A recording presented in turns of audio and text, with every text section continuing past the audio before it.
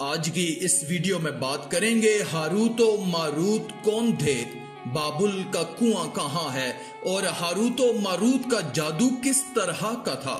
یہ وہ پر اسرار سوالات ہیں جن کے جوابات تو بہت سے ہیں اور لکھنے والوں نے بھی بہت کچھ لکھا ہے، لیکن ان کہانیوں میں حقیقت کو تلاش کرنا گہرے سمندر سے موتی نکالنے کے برابر ہے۔ ہاروت و ماروت کے مطابق بنیادی طور پر دو طرح کی روایات ملتی ہیں، ایک وہ جو قرآن و حدیث اور تابعین کے اقوال میں موجود ہیں، اور دوسری وہ جو تورات، انجیل اور اسرائیلی روایتوں میں آتی ہیں۔ اس ویڈیو میں ہم ان دونوں روایتوں کو ڈیٹیل سے بیان کریں گے۔ اگر ابھی تک آپ نے اس ویڈیو کو لائک نہیں کیا تو لائک کر کے اللہ کی قدرت چینل کو سبسکرائب کر دیں، شکریہ۔ روایتوں کے مطابق حضرت ادریس علیہ السلام کے زمانے میں ایک مرتبہ آسمان اور زمین کے درمیان سے پردوں کو ہٹا دیا گیا تو فرشتوں نے زمین پر آباد انسانوں کو دیکھ کر تعجب کیا اور بولے، یا رب العالمین، ہم تو گناہ کے قریب بھی نہیں جاتے، جبکہ یہ بنی آدم گناہوں میں اتنے مبتلا ہیں۔ اگر ہم ان کی جگہ ہوتے تو کبھی بھی تیری نافرمانی نہ کرتے۔ اللہ نے ارشاد فرمایا، انسانوں کو غصہ اور شہوت دی گئی ہے، اگر یہ چیزیں تمہیں دی جاتی تو تم بھی اسی طرح گناہ میں ملوث ہو جاؤ گے، لیکن فرشتوں نے کہا ہم ایسا ہرگز نہ کریں گے۔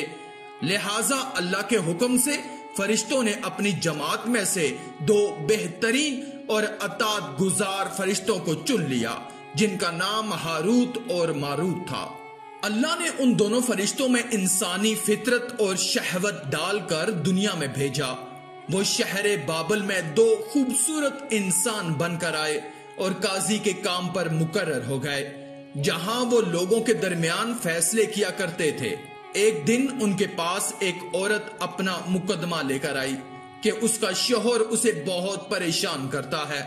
ہاروت و ماروت نے عورت کو دیکھا تو وہ اس کی خوبصورتی اور حسن سے مرغوب ہو گئے اور اس پر عاشق ہو گئے۔ انہوں نے اس عورت سے زنا کی خواہش کی تو عورت نے ان سے کہا کہ تمہاری یہ خواہش میں تبھی پوری کروں گی جب تم بتوں کی پوجا کرو، شراب پیو یا میرے خاوند کو قتل کر دو۔ ہاروت و ماروت نے شراب نوشی کو چھوٹا گناہ سمجھ کر پی لیا اور نشے کی مستی میں دو اور کبیرہ گناہ کر بیٹھے۔ اس عورت نے ان سے آسمان پر چڑھنے کا عمل بھی سیکھ لیا، جس کے ذریعے وہ آسمان پر جاتے تھے۔ جب عورت اس عمل کے ذریعے آسمان پر گئی تو اللہ کے حکم سے اسے ستارے کی شکل میں مسخ کر دیا گیا۔ کیونکہ اس عورت کا نام زہرا تھا، اس لیے وہ سیارہ زہرا کہلایا، جسے آج وینس کہتے ہیں۔ اس گناہ کی وجہ سے ہاروت و ماروت خود وہ اسم اعظم بھول گئے جسے پڑھ کر وہ آسمان پر جاتے تھے، اور بطور سزا انہیں بابل کے ایک کنویں میں الٹا لٹکا دیا گیا، جہاں وہ تا قیامت یوں ہی قید رہیں گے۔ ہاروت و ماروت اور شہر بابل کے سلسلے میں ایک اور روایت کثرت سے بیان کی جاتی ہے، جس کے مطابق ایک زمانہ ایسا تھا جب شہر بابل روئے زمین پر تہذیب و تمدن کے اعتبار سے سب سے اعلیٰ تھے۔ یہاں کے لوگ باطل خدا کی پرستش کیا کرتے تھے۔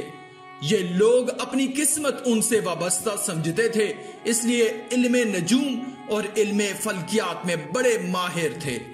ان کے بت قدوں میں ستاروں کی پوجا کی جاتی تھی۔ یہ لوگ جادو، جنتر منتر کو بہت اہمیت دیتے تھے اور اس علم کے ذریعے معاشرے میں خوب فساد پھیلاتے تھے۔ یہ لوگ طلسم، جادو، تنتر منتر میں بہت آگے بڑھ گئے۔ ان میں بڑے بڑے جادوگر موجود تھے۔ ان کی تاریخی کتابوں میں جگہ جگہ جادو اور تنتر منتر ہی نظر آتے ہیں۔ ان کا جادو دور دور تک مشہور تھا۔ مختصر یہ کہ اس شہر کا باشندہ ہونا ہی جادوگر ہونے کی علامت تھی۔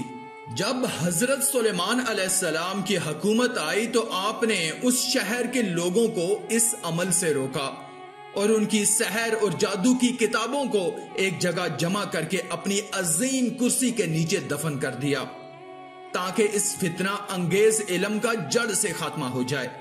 جب سلیمان علیہ السلام کی وفات ہوئی تو شیطان نے ان کی کتابوں کو دوبارہ کھود کر نکالا اور لوگوں سے کہا کہ سلیمان پیغمبر نہیں تھے بلکہ ان کتابوں کے ذریعے حکومت کیا کرتا تھا، لہذا ہوا میں اڑنا، جنات پر قابو اور سلیمان علیہ السلام کے غیر معمولی معجزات دراصل جادو اور سفلی کا عمل تھا۔ بنی اسرائیل نے اس بات کی پیروی کی اور ان کتابوں کو پڑھنا شروع کر دیا، لہذا دوبارہ یہ شر انگیز علم اس قوم میں سرایت کر گئی۔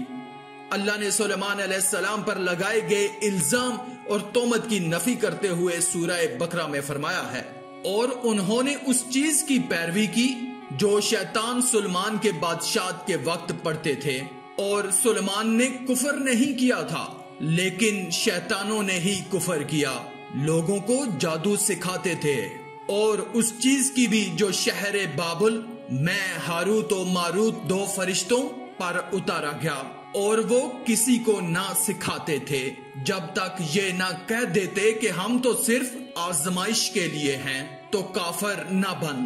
لہٰذا جب یہ علم شہر بابل میں عام ہو گیا اور لوگوں کی تکلیف اور پریشانی کا باعث بن گیا، تو اللہ نے 2 فرشتوں کو انسانی صورت میں مامور کیا کہ وہ جادو کے عوامل اور اسے باطل کرنے کا طریقہ لوگوں کو سکھائے تاکہ وہ جادوگروں کے فساد اور شر سے محفوظ رہ سکیں، لیکن یہ تعلیمات غلط مقصد کے لیے بھی استعمال ہو سکتی تھی۔